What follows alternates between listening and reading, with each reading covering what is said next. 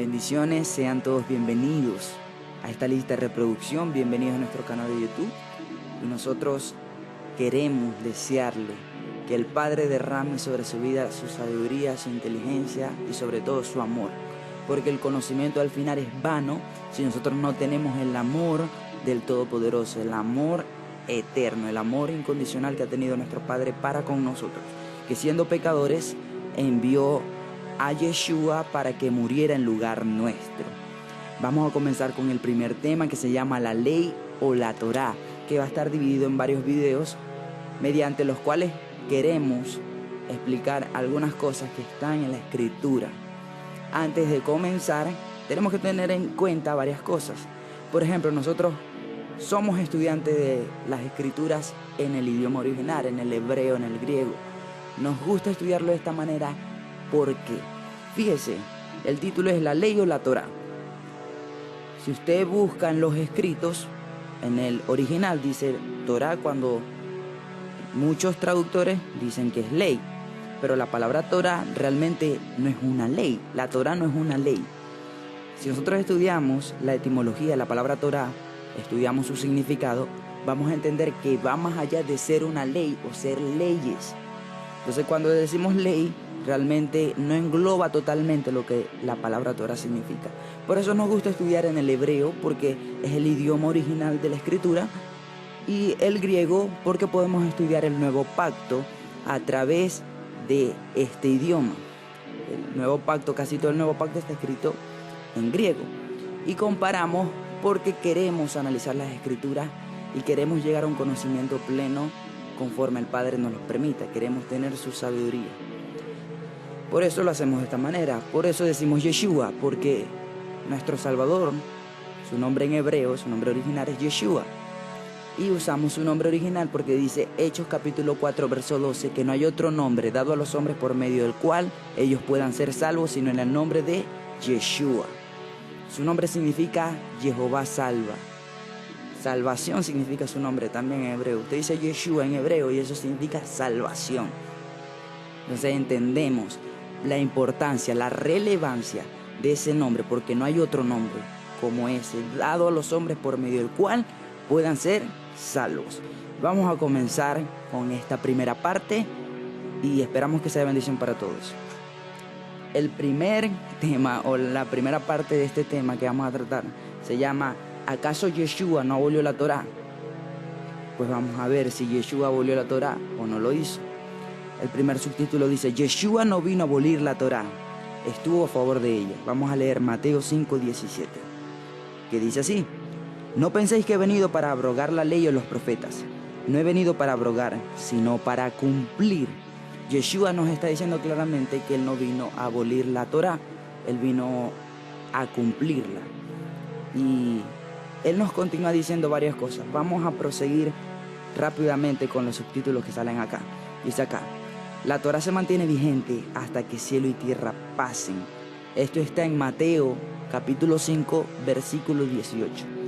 Que dice así: porque de cierto os digo que hasta que pasen el cielo y la tierra ni una jota, la jota en el alfabeto hebreo es la yod, que es la letra más pequeña, ni una tilde es un rasgo que se le coloca a algunas letras para diferenciarlas de otras que son parecidas. Sin esto no distinguiríamos, no sabríamos cuál es cuál. Sirve para diferenciarlas. Nosotros lo podemos comparar tal cual como dice el texto como una tilde. Hay palabras que nosotros las asimilamos porque son iguales en el español, pero a causa de la tilde entendemos que hay una diferencia. Y eso ocurre también en el alfabeto hebreo, como estoy diciendo.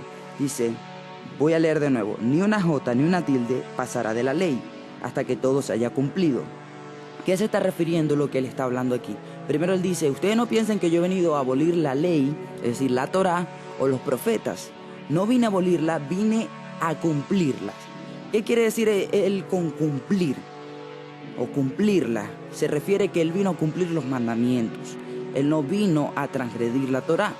Si él hubiese transgredido la Torá, de hecho, él no calificaba para ser el Cordero de Dios que quita el pecado del mundo. Porque el Cordero de Dios tenía que ser un Cordero perfecto. Y dice la Escritura que él nunca cometió pecado, ni se halló engaño en su boca. Por lo cual entendemos que lo que él está diciendo acá es verídico. Si usted lee el Evangelio y lo compara a lo que dice la Torá, se va a dar cuenta que él nunca transgredió la Torá.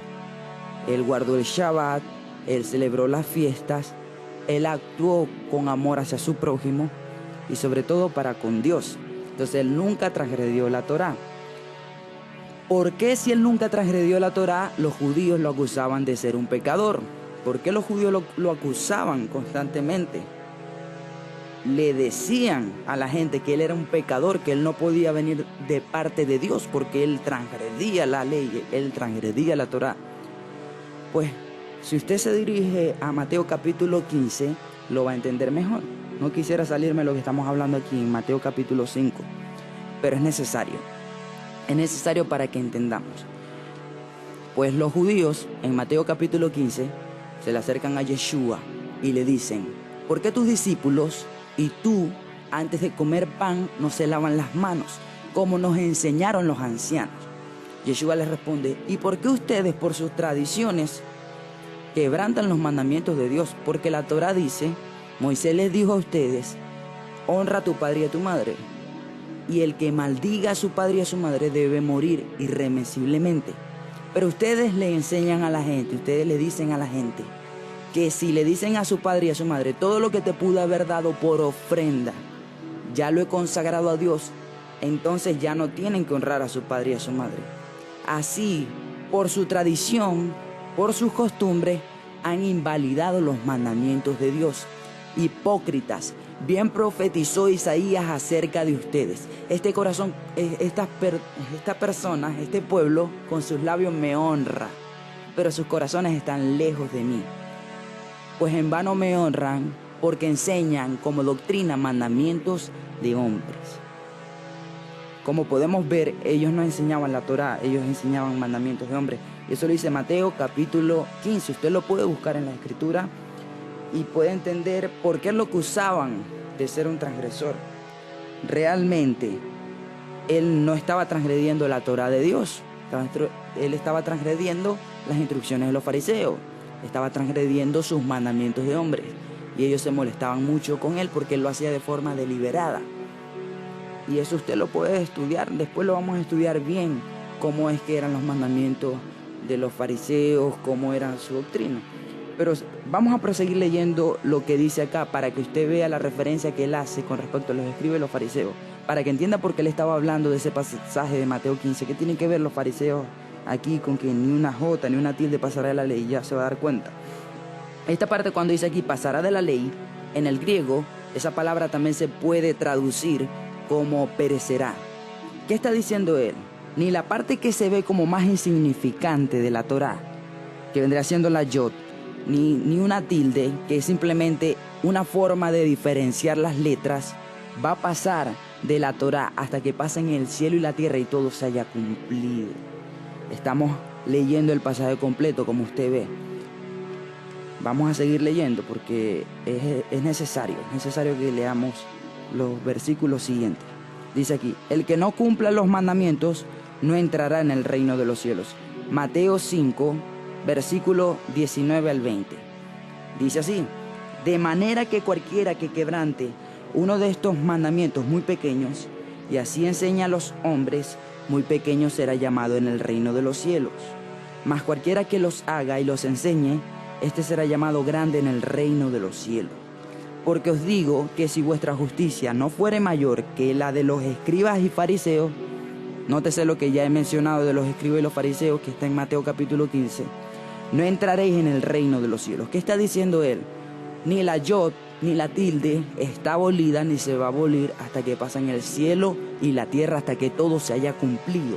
Por esto, si a alguno de ustedes se le ocurre quebrantar uno de los mandamientos muy pequeños y enseñar a otros a hacer lo mismo, esa persona va a ser llamado muy pequeño en mi reino. Pero el que los cumpla y los enseña a otros, ese será llamado grande en el reino de los cielos. Porque les digo que si ustedes se comportan como los fariseos, que ellos invalidan los mandamientos de la Torá por seguir su tradición, no entraréis en el reino de los cielos. Si lo ve, lo estoy parafraseando. Y como podemos entender por lo que ya se ha expuesto, por lo que dice Mateo capítulo 15, como he dicho previamente, entendemos que esto es tal cual. Él está diciendo, yo no vine a abolir la Torá y ustedes tampoco la deben abolir.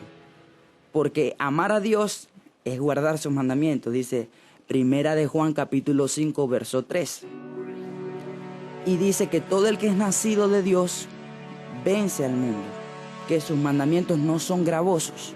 Si nosotros somos nacidos de Jehová, de nuestro Padre Celestial, entonces nosotros también vamos a poder cumplir los mandamientos como lo hizo Yeshua, porque sus mandamientos no son difíciles de cumplir, sus mandamientos no son una carga. Si usted lee Romanos capítulo 2, se va a dar cuenta que hay una parte de ese pasaje, hay unos versos que dicen: cuando los gentiles que no tienen Torá hacen por naturaleza las obras de la Torá, ellos son ley para consigo mismo. O sea que las obras de la Torá, los mandamientos que están en la Torá, las órdenes que Dios dio en su Torá, una persona los puede hacer de forma natural. Pues está evidenciado que en nuestras sociedades cometer homicidio, por ejemplo, que es uno de los mandamientos, está prohibido. Está prohibido, por ejemplo, robar. Y es algo debido, es algo necesario que se le exige incluso a la gente, que se ve mal visto si no se hace. Es necesario honrar a padre y a madre. Quien no lo hace es mal visto en la sociedad. Entonces, naturalmente, por naturaleza, en nuestra conciencia, está el obedecer los mandamientos de Dios. Y una persona naturalmente lo puede hacer. Posteriormente vamos a explicar mejor con respecto a esto. Hay mucha tela que cortar, muchos temas que debemos profundizar, pero estamos exponiendo específicamente lo que dice la Escritura. Prosigamos. Dice acá: para obtener la vida eterna es necesario guardar los mandamientos. Vamos a leer Mateo capítulo 19, del verso 16 al 27. Dice así: entonces vino uno y le dijo: Maestro bueno, ¿qué bien haré para tener la vida eterna? Él le dijo: ¿por qué me llamas bueno? Ninguno hay bueno sino uno, Dios. Mas si quieres entrar en la vida, guarda los mandamientos. Este hombre le dice: ¿cuáles? Y Jesús dijo: no matarás, no adulterarás, no hurtarás, no dirás falso testimonio. Honra a tu padre y a tu madre, y amarás a tu prójimo como a ti mismo. Hay que entender algo que está ocurriendo acá. Este joven se le acerca a Yeshua y 3 de los evangelios lo describen esta historia, la cuentan. Usted lo puede encontrar en Mateo, lo puede encontrar en Marcos y lo puede encontrar en Lucas. Cuando usted se va a esta historia en Marcos, se va a dar cuenta que Yeshua le dice a este hombre: los mandamientos tú sabes. Estamos leyendo lo mismo, pero en aquella versión le dice: tú lo sabes, tú conoces los mandamientos. Es esta la razón por la cual él le menciona algunos de los mandamientos. Recuerden lo que él dijo previamente. Él no vino a quebrantar ni el más pequeño de los mandamientos. Él vino a cumplirlos. Por lo tanto, durante todo el evangelio, él tenía que, con su conducta, confirmar lo que antes había dicho, si no, él estaba mintiendo. La Escritura dice que van a venir falsos profetas y falsos maestros. ¿Cómo los podemos diferenciar? Por su fruto, por su conducta. Si ellos dicen una cosa y luego hacen otra cosa, entonces nosotros no podemos afirmar que es un maestro verdadero o que es un profeta enviado por Dios, porque nuestras palabras deben ir acorde a nuestra conducta. Y él fue así. Él dijo: yo vine a cumplir la ley. Y si usted analiza cómo él cumplió los mandamientos en todo el evangelio, se va a dar cuenta que él nunca transgredió la ley. Él cumplió los mandamientos tal cual Dios lo había ordenado en la Torá. Continuemos. Dice en el verso 20: el joven le dijo: todo esto lo he guardado desde mi juventud. ¿Qué más me falta? Jesús le dijo: si quieres ser perfecto, anda, vende lo que tienes y dalo a los pobres, y tendrás tesoro en el cielo. Y ven y sígueme. Oyendo el joven esta palabra, se fue triste, porque tenía muchas posesiones. Entonces Jesús dijo a sus discípulos: de cierto os digo que difícilmente entrará un rico en el reino de los cielos. Otra vez os digo que es más fácil pasar un camello por el ojo de una aguja que entrar un rico en el reino de Dios. Sus discípulos, oyendo esto, se asombraron en gran manera, diciendo: ¿quién pues podrá ser salvo? Y mirándolo Jesús le dijo, para los hombres esto es imposible, mas para Dios todo es posible.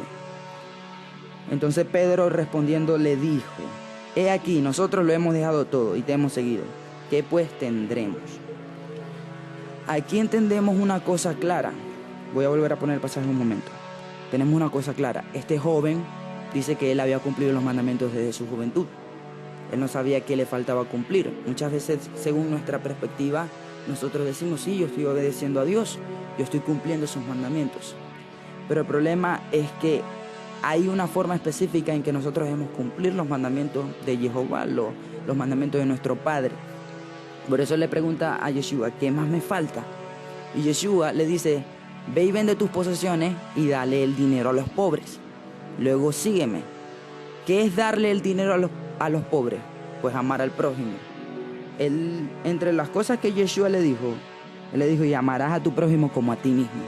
Según su propia perspectiva, él creía que él estaba obedeciendo los mandamientos. Por eso es importante que nosotros estudiemos cómo se obedece cada mandamiento, estudiemos la palabra para que nos podamos examinar y podamos cada día ir corrigiendo nuestra conducta para que podamos estar en completa paz con nuestro Padre Celestial. La Escritura dice, el que confiesa su pecado y se aparta alcanza misericordia.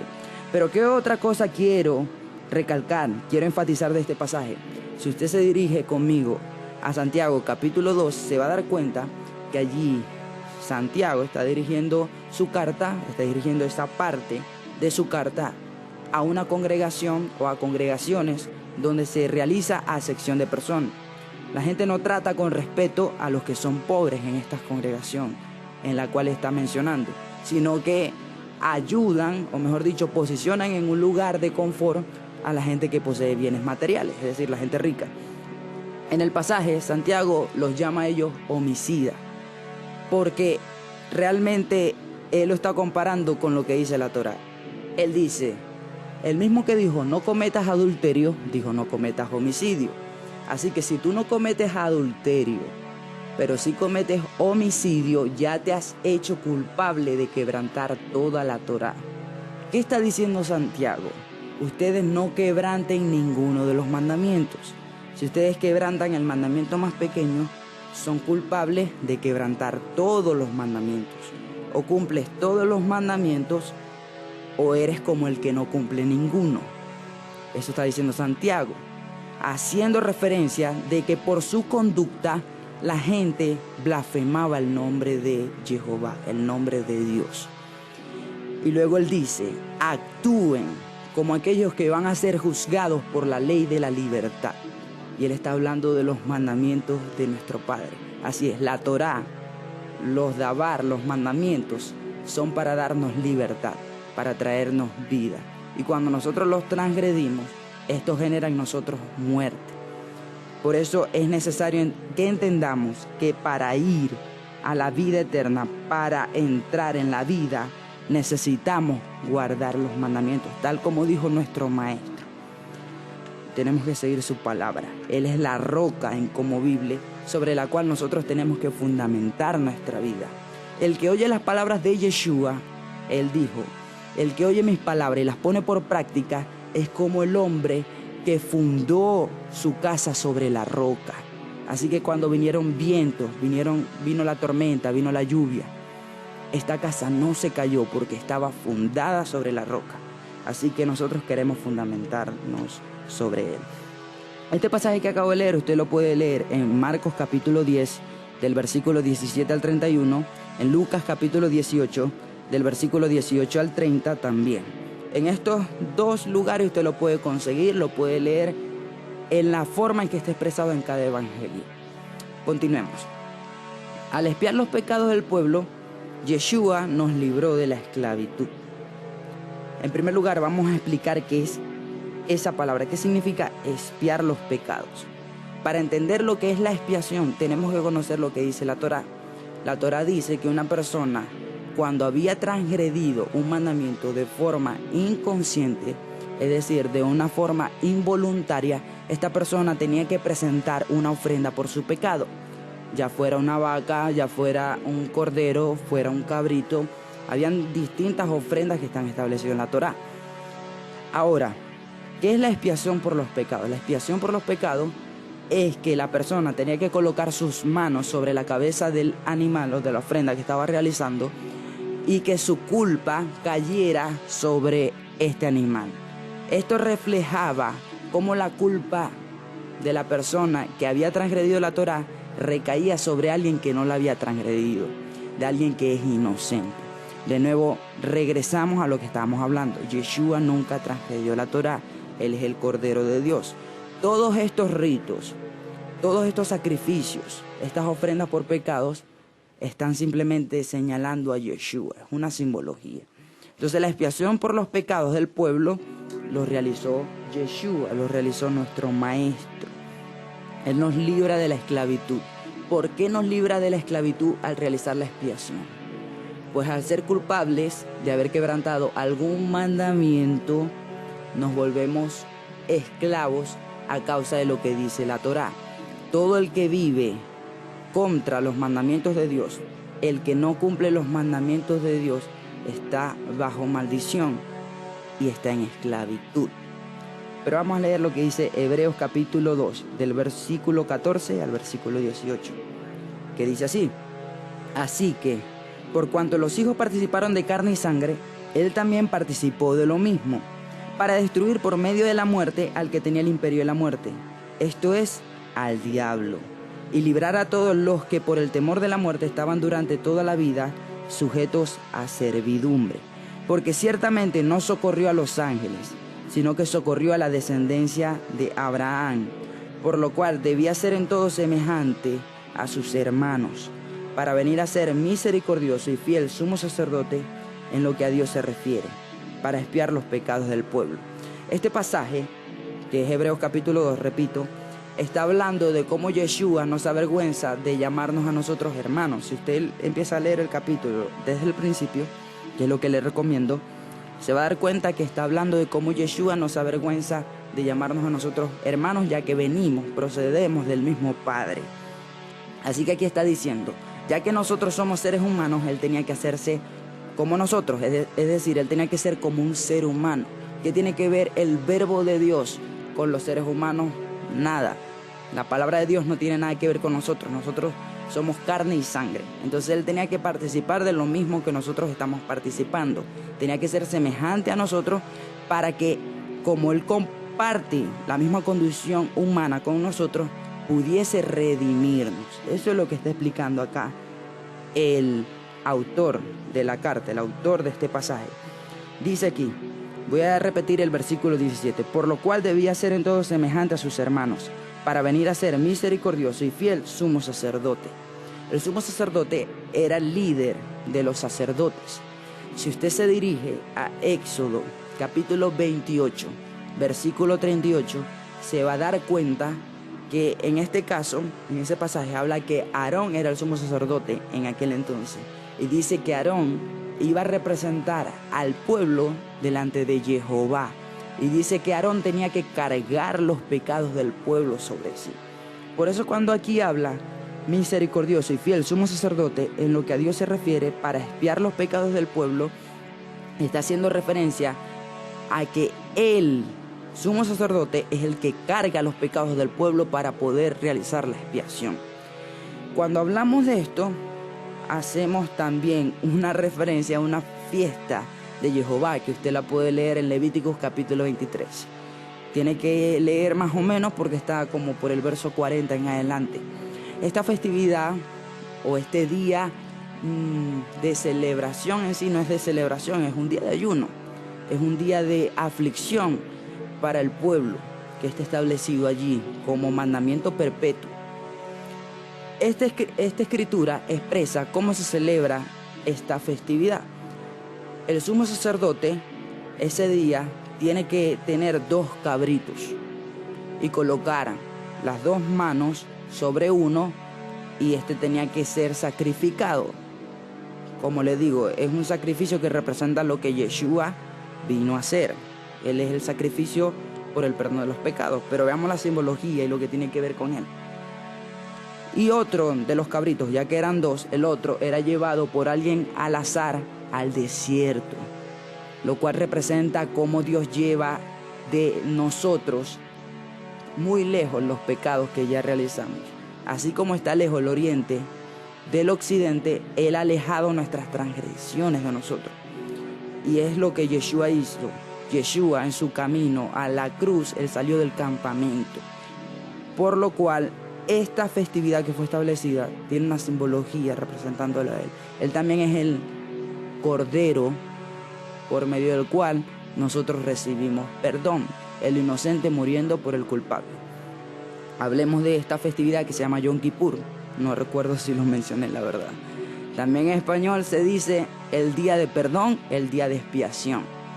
En este día el sumo sacerdote tenía que vestirse de una forma diferente a como lo hacía el resto del año. Una sola vez al año, el sumo sacerdote tenía que entrar en un lugar llamado el lugar santísimo. Si usted nunca ha leído la escritura, le voy a explicar qué es el lugar santísimo. El lugar santísimo era una parte de una estructura que Dios le ordenó a Moisés realizar, llamado el tabernáculo. Esto es sencillamente el reflejo de un lugar que existe en el cielo, que es utilizado para el servicio de Jehová.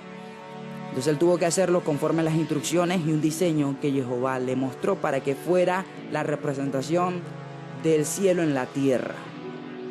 Ahora, este lugar estaba constituido por el atrio, el lugar santo y el lugar santísimo. En el atrio, en el lugar santísimo, los sacerdotes durante todo el año ofrecían su servicio a Jehová. Realizaban expiación y realizaban todo lo que competía, todo lo que tenía que ver con su labor para con el Padre. Pero en el lugar santísimo, solamente una vez al año podía entrar el sumo sacerdote. Si cualquiera intentaba entrar en el lugar santísimo, corría el riesgo de morir. Es más, Dios ordenó que nadie entrara allí, sino el sumo sacerdote una vez al año. Esta es la razón por la cual el sumo sacerdote tenía que llevar los pecados del pueblo para poder presentarlos delante de Jehová, porque el lugar santísimo representa su presencia, su gloria. De hecho, la escritura dice que literalmente Jehová se posaba como una nube en el lugar santísimo. Este día, Aarón, luego de que sacrificaba aquel cabrito, con esa sangre él tenía que entrar en el lugar santísimo para realizar expiación por el pecado inconsciente que el pueblo había realizado. Ahora, esta simbología, esta festividad, lo que está es señalando, lo que estaba era anunciando lo que iba a realizar el Cordero de Dios, Yeshua.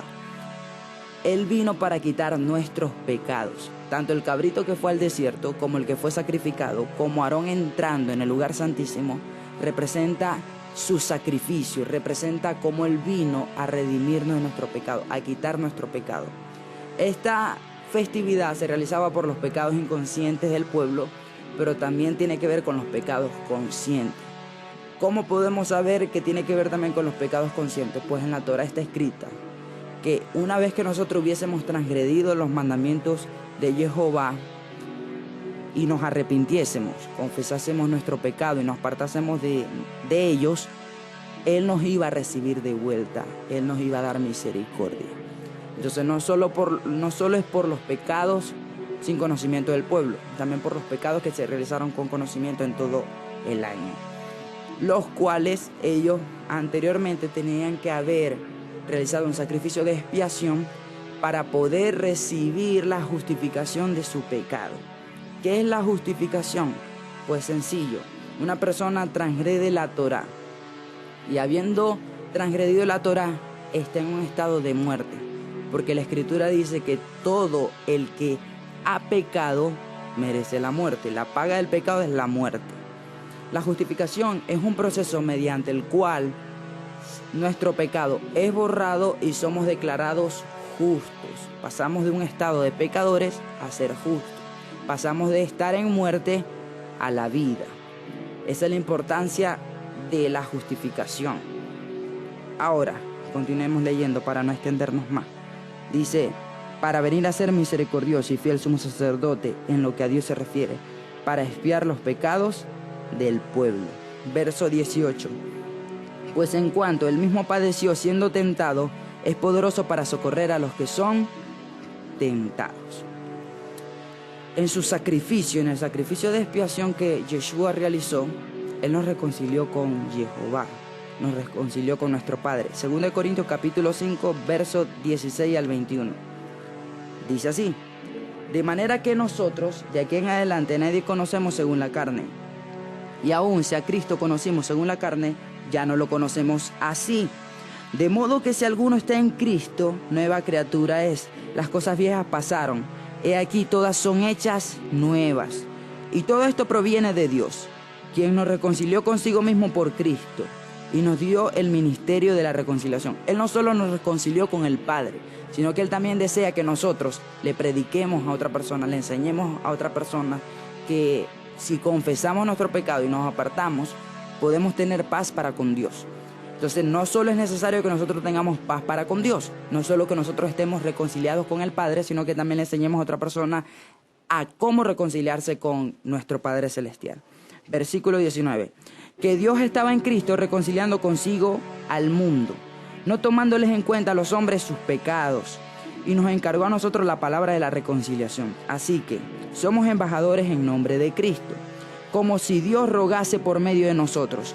Os rogamos en nombre de Cristo, reconciliaos con Dios. Y vea lo que dice el versículo 21. Al que no conoció pecado, por nosotros lo hizo pecado, para que nosotros fuésemos hechos justicia de Dios en él. Cada festividad que aparece en la Torá, que aparece en el Levítico capítulo 23 o que aparece en Éxodo capítulo 12, podemos entender que todo tiene una simbología. Si usted se va a Éxodo capítulo 12, se va a encontrar que allí se establece una festividad llamada en nuestro idioma la Pascua, pero en el idioma original, en el hebreo, es Pesach. La palabra Pesach significa pasar de largo, es decir, saltar. ¿Qué significa que esta festividad se llama así, Pesach? Pues que ellos tenían que matar un cordero. Cada familia tenía que matar un cordero y esa noche lo iban a comer. Tenían que asar ese cordero. Y la sangre del cordero tenían que colocarla sobre el marco de la puerta.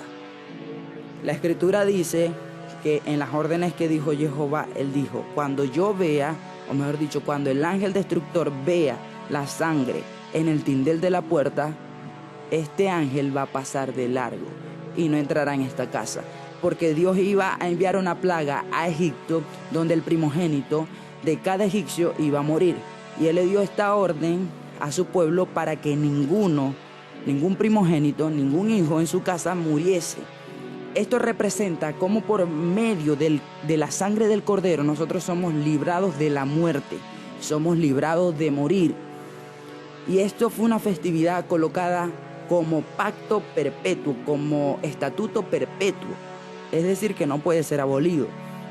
Así que hasta el sol de hoy esto debe ser celebrado. Y todo refleja la reconciliación con nuestro Señor y cómo Dios nos liberta de la esclavitud y de la muerte. Voy a volver a leer el verso 21.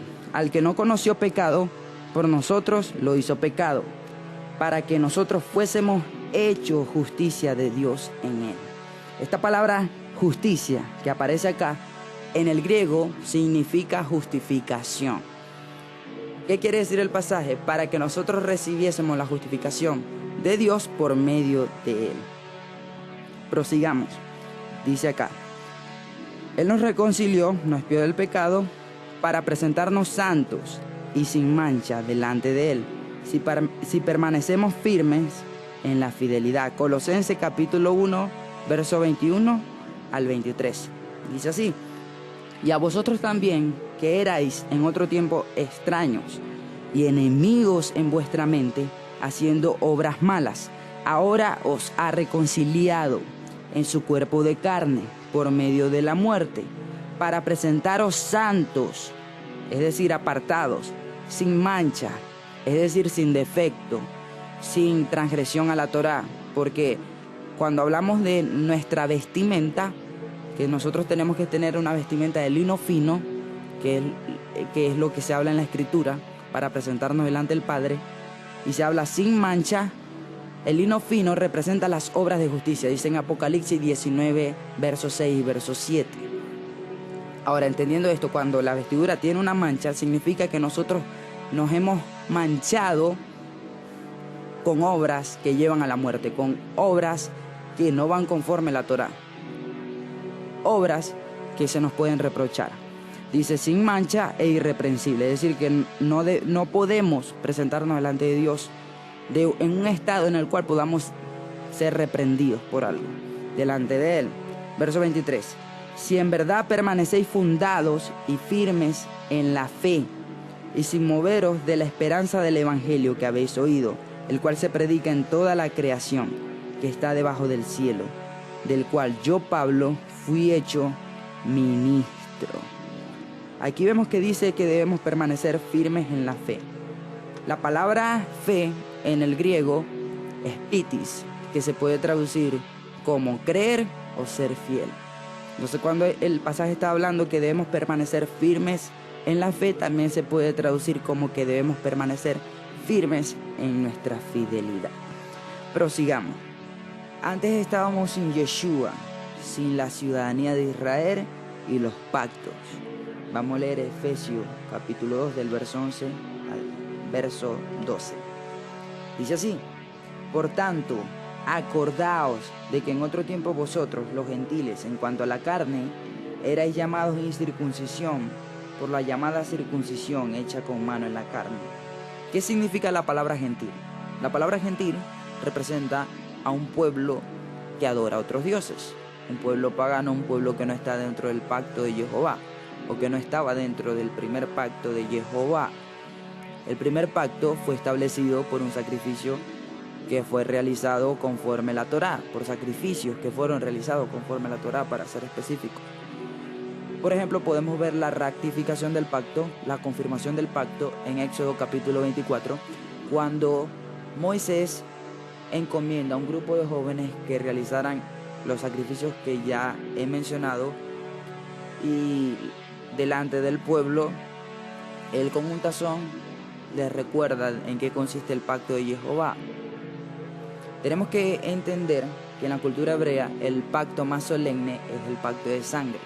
Una persona que se compromete en un pacto de sangre se está comprometiendo a que si él no cumple con su parte del trato, con su parte del pacto, debe ser sentenciado a muerte. Es un compromiso solemne que puede ser invalidado, o mejor dicho, que una de las partes lo puede invalidar si no cumple con lo prometido. Ahora, en los tiempos de Yeshua, los fariseos, los judíos, muchos de ellos llamaban a los extranjeros incircuncisos y los llamaban gentiles a causa de la incircuncisión. Ellos no tenían la señal del pacto. Incluso al sol de hoy pueden haber personas que llamen a personas que no están dentro del pacto gentiles. Ahora, ¿qué ocurre con esto? Que esta era la jactancia de los judíos, pero ya les explicaremos en qué consiste lo que está expresando este pasaje. No era algo específicamente establecido por los judíos, sino que el sacrificio que fue realizado para el primer pacto fue un sacrificio en el cual entraba directamente Israel, y fue realizado en el monte Sinaí, fue realizado mientras ellos estaban en el desierto. Pero ¿qué ocurrió con este pacto? Este pacto Israel no lo cumplió. ¿Y cómo sabemos que este pacto no fue cumplido por Israel? ¿Cómo sabemos que Israel no cumplió con su parte del trato? Lo podemos entender por lo que dice Jeremías capítulo 31, del verso 31 en adelante, que dice así. Dice, en aquellos días yo haré un nuevo pacto con la casa de Judá y con la casa de Israel. No como el antiguo pacto que yo hice con sus padres cuando los saqué de Egipto, porque ellos lo invalidaron, aunque yo fui un marido para con ellos. Este es el nuevo pacto que yo haré con la casa de Israel y con la casa de Judá. Pondré mi Torá en su mente y la escribiré en su corazón. Cuando nos vamos al original, la palabra mente que aparece aquí es la palabra querer, que significa la parte más interna. Vendría siendo la parte interna del ser.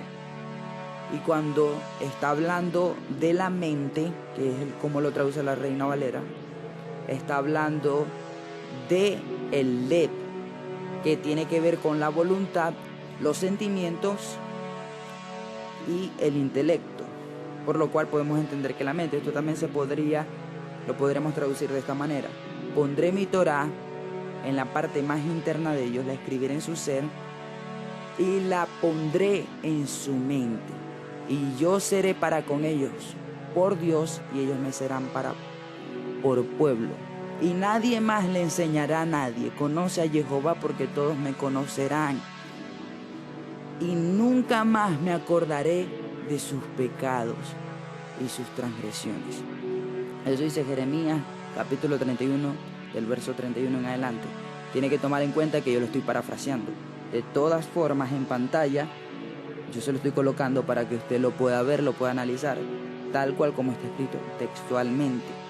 Ahora entendemos que el pacto de sangre que fue realizado por Jehová, que fue ratificado, que fue confirmado, fue invalidado no por la parte del que lo hizo, que es Jehová, sino por la parte de Israel. Ahora él dice que él necesitaba realizar un nuevo pacto. ¿Qué implica esto? Que aquellos que se jactaban de la circuncisión en el tiempo de Yeshua, aquellos que llamaban gentiles a otras personas, los desdeñaban y los llamaban como personas que no podían ser salvas, incluso animales, se estaban jactando de algo que no entendían. Y posteriormente vamos a leer los pasajes que hablan con respecto a esto. No se puede ver directamente en Efesios capítulo 2, tenemos que irnos a los profetas para poder hablarlo, pero eso va a quedar para después. Vamos a continuar leyendo acá. Dice Efesios capítulo 2 del verso 13 al 14. Que ahora por la sangre de Yeshua hemos sido acercados a Jehová. Vamos a leer el pasaje. Dice así: pero ahora en Cristo Jesús, vosotros que en otro tiempo estabais lejos, habéis sido hechos cercanos por la sangre de Cristo, porque Él es nuestra paz, que de ambos pueblos hizo uno, derribando la pared intermedia de separación. ¿Cuál era la pared intermedia de separación? Pues que los judíos, ellos podían demostrar su ascendencia israelita. Ellos tenían la circuncisión, ellos tenían el conocimiento de la Torá, y ellos no aceptaban a nadie, absolutamente a nadie, en el pueblo de Israel, si no estaba circunciso, si no tenía un conocimiento de la Torá y si no se apegaba a sus leyes que ya no tienen que ver con las leyes que Dios estableció. Ahora dice que ahora en Cristo Jesús, nosotros que en otro tiempo estábamos lejos, Él nos acercó por la sangre. ¿Por qué por la sangre? Porque el nuevo pacto en el cual nosotros estamos fue establecido por medio de la sangre de Yeshua. Ya no estamos en el antiguo, que fue establecido por sangre de animales que no pueden redimir del pecado, sino que estamos en el nuevo pacto en el cual tenemos mejores promesas, dice en hebreo, que la del anterior, porque el pacto anterior los antiguos lo invalidaron, y a causa de la invalidez de ese pacto, este nuevo es realizado. Él no renovó el pacto anterior porque ese pacto no puede ser renovado. El pacto de Jehová es un pacto matrimonial. Y el pacto, al ser quebrantado por medio de la idolatría, Él lo considera como adulterio. Y eso posteriormente lo vamos a hablar, lo vamos a enseñar con el favor de Abba. Entonces dice: porque Él es nuestra paz, que de ambos pueblos hizo uno, derribando la pared intermedia de separación. Derribando, ¿cuál pared intermedia de separación? Pues la pared intermedia de separación eran los ritos y las señales del pacto, que lo vamos a leer aquí. Dice: Él abolió en sus carnes las enemistades, la ley de los mandamientos en los ritos. Efesios capítulo 2 verso 15, que dice así: aboliendo en su carne las enemistades, la ley de los mandamientos expresados en ordenanzas, para crear en sí mismo de los dos un solo y nuevo hombre, haciendo la paz. ¿Qué había ocurrido? Pues aquellos que podían demostrar que provenían de la descendencia, o mejor dicho, de la ascendencia israelita, ellos decían nosotros estamos en el pacto, pero el problema es que ese pacto fue invalidado, es decir, ellos estaban sin pacto. Por eso que con la venida del Mesías, con la venida del Cordero de Dios, se estaban preparando, se estaba gestando el sacrificio para el nuevo pacto, que era por medio de su sangre, que fue por medio de su sangre. Por eso, Él abolió en sus carnes las enemistades, la ley de los mandamientos expresados en ordenanza. El antiguo pacto había sido realizado, ratificado por sangre de carneros. Pero este nuevo pacto abole estas leyes, estos ritos, por medio de los cuales nadie puede ingresar en el pacto, ¿sí? Sino que en este pacto todos son ingresados por medio de la sangre de Yeshua, sin importar si son judíos, si son griegos, si pertenecen al pueblo de forma genética o no. Y esto abole la jactancia a causa de la circuncisión, que es señal del pacto, abole la jactancia que tuvieron muchos con respecto a demostrar que provenían de Abraham, y crea en sí mismo de los dos un solo y nuevo hombre, haciendo la paz por medio de Yeshua. Dice acá, la palabra ordenanza o rito en un concepto hebreo es la palabra kayuká, del Strong 2708. Obviamente se está hablando del Strong hebreo, que significa provisión, porción de vida, lo establecido, los tiempos establecidos para la siega, estatutos, prácticas. Proviene de la palabra kayob, del Strong 2706, que significa promulgación. De aquí cita nombramiento de tiempo, espacio, cantidad, trabajo o uso, ley, estatuto, norma u obligación, que lo podemos encontrar en todos los pasajes que están entre paréntesis justo acá. Dice, en un concepto griego, si transliteramos esta palabra que estamos hablando, que es ordenanza o rito, es la palabra dogma. La palabra dogma, incluso en nuestro idioma, conocemos el significado. Se refiere a algo que se considera como una verdad incuestionable. La palabra dogma en el griego lo encontramos en el Strong 1378, que significa ley civil, ceremonial o eclesiástico. Ahora, como veníamos hablando, Yeshua abolió los mandamientos sobre los sacrificios para perdón de pecado, no la Torá. ¿Qué significa la palabra abolir? La palabra abolir significa que pierde la utilidad, pierde su uso. Quiere decir que no se está utilizando. Él le quitó la utilidad a los sacrificios para perdón de pecado. Él le quitó la utilidad al sacrificio que se había, o a los sacrificios que se habían realizado para confirmar el pacto. ¿Por qué le quita la utilidad? Sencillamente los antiguos habían quebrantado aquel pacto. Ese pacto no puede ser renovado. Y nosotros vamos a hablar de eso posteriormente, en la siguiente parte. Pero ¿cómo sabemos que Él abolió los sacrificios para perdón de pecado? Usted lo puede buscar. Hebreos capítulo 10, verso 18. Aunque en pantalla también le está apareciendo. Dice allí que como ya hemos sido perdonados, no necesitamos realizar sacrificios de expiación. Aquel que nunca ha pecado no necesita realizar sacrificios para pedir perdón, porque ya hemos sido perdonados.